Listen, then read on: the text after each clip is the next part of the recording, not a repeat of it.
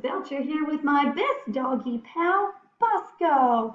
And the entire Dino gang has joined us today, even Remote Raptor. So today is Thursday, December the 17th, and winter break is so close. We have one more day after today, and then it is break time. Okay, Mustangs, today and tomorrow I'm going to be announcing all of the birthdays that we have at MES over the winter break, okay? So today I'm going to announce the birthdays for today and the birthdays for all next week. Tomorrow I'm going to announce the birthdays for tomorrow and all the birthdays for the week after that. So if you have a birthday at the beginning of January, you'll have to tune back into the morning announcements on January the 5th when we come back virtually and to hear your birthday, okay? So the list is long. Let's get started. Bear with me, friends. Today, December the 17th, we have two birthdays. Ian Hunt in the first grade is having a birthday today. Happy birthday, Ian. And we hope your day is amazing. Next up, celebrating today is Layla Lowe in the third grade. Happy birthday, Layla, and we hope you have a terrific birthday today. Now, on Sunday, December the 20th, Leilana Mutter in the first grade will be having a birthday. So happy early birthday, Leilana, and we hope you have an incredible day. Another first grader, Brody Delp, will be celebrating his birthday on Monday, December the 21st. So happy early birthday to you, Brody, and we hope you will have the best birthday ever. Now we have two birthdays on Tuesday, December the 22nd. Zachary Anderson in the third grade will be having a birthday. So happy early birthday to you too, Zachary, and we hope your day is over the top amazing. Our other birthday on December the 22nd is Lucy Widener in the second grade. So happy early birthday to you, Miss Lucy, and we hope your day is fabulous, darling. On Wednesday, December the 23rd, Abigail Greer in the first grade will be having a birthday. So happy early birthday to you, Miss Abigail, and we hope your day is filled with joy and cheer. And guess what? We even have a Mustang who was born on Christmas. Celebrating her birthday on Christmas Day, December 25th, is Alexandria Neese in the second grade. So happy birthday to you, Miss Alex, and we hope you have a very holly jolly birthday. So tune in again tomorrow for the rest of December's birthdays. Now, today is Thursday, so we all know what that means. It's meal pickup day. So swing on by the school today between 3 p.m. and 6 p.m. and pick up those delicious meals. And remember, we're going to be giving out extra today in our meal pickup line for over winter break. Okay? And don't forget, what do we always say to the people out there helping? Remember, we tell them thank you and let them know that we appreciate all the hard work that they do for us. Okay? Don't forget to wish them a happy holidays too. Okay, Mustangs. I'm going to remind you again, in case you didn't hear yesterday, that this is very important, okay? So as of Monday evening, we have been told that we will remain all virtual through at least Friday, January the 15th, okay?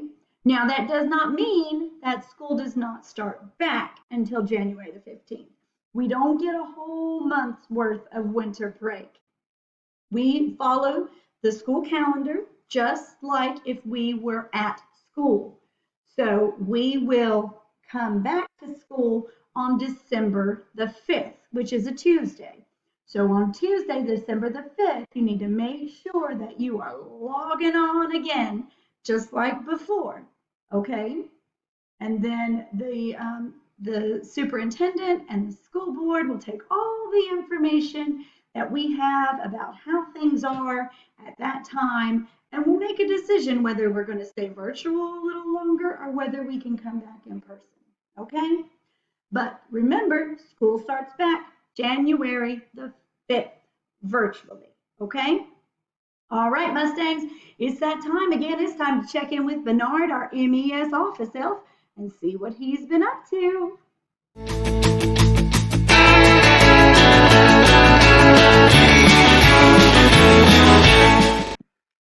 Hello, Mustangs. Mrs. Belcher here, and it's time to check in on Bernard, our MES office elf. Well, right now he is experiencing high tides and good vibes. He has traveled down to do some shark fishing on the beaches of North Carolina. Oh, and he has caught a beauty of a shark. Look at that. And if you look closely, you might see some staff members tagged right along with him. So tune in tomorrow to see more of Bernard's crazy adventures. I don't know about you Mustangs, but I can't wait to see what Bernard is up to next.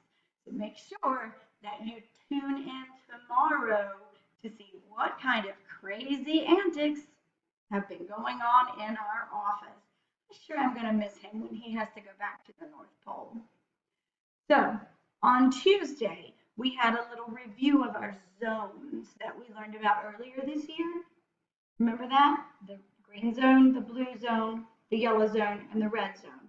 Do you remember what zone we want to be in? The green zone. That's the happy zone, the calm zone, the relaxed zone, right? That's the zone we want to be in. But we also talked about how Rudolph may have felt at the beginning of his story when all the other reindeer used to laugh at him and call him names. You know, they never let poor Rudolph join in any reindeer games. What zone do you think Rudolph was in when the other reindeer treated him that way? I think he was probably in the blue zone, right? I think he probably felt really sad. But you know what? He could be in other zones too. And maybe you guys already thought of that ahead of me, right? He might feel angry at the other reindeer, right? And then he'd be in the red zone. Or he might feel nervous or embarrassed and be in the yellow zone. Or Rudolph might be feeling all three zones, right? But one thing I'm sure about is that he is not in the green zone. Is he? Not in the least. So now it's time for the next part of Rudolph's story. And the next part doesn't come from the song that we all know and love and sing this time of year, but it comes from the movie. And this, what you're looking at right now, is a part from the movie Rudolph. And you may have seen it before. But in case you haven't, let me tell you about it. So at this point, Rudolph feels like a misfit. Do you remember what that word means? Remember, it means he feels like an outcast or a weirdo, right? So he runs away from the North Pole, right? He doesn't think anyone wants to be around him or wants him to be around them. So he decides to run away. And along the way, he meets lots of other characters. And finally, he comes to the island of misfit toys, right? And here he meets a whole bunch of toys that no one wanted because they're different. They're misfits. They're outcasts, right? But you know what? They help Rudolph see that being different is important and not a negative thing. It's not a bad thing to be different and unique. It's a wonderful thing to be different and unique, right? So how do you think he's feeling now? Do you think he's feeling any better? I think so. So I think he's leaning closer and closer to that green zone. He promises the misfit toys that he's going to return to the North Pole and find a way to help them out. So now he has a new mission, and he's got to get back to the North Pole to help his new friends. So he might not quite be in green just yet, but you know what? He's leaning closer to it, and you know, he might be in yellow right now. You know, I'd say Rudolph is pretty uncertain or nervous about the future and what might happen when he gets back to the North Pole. Have you ever felt that way?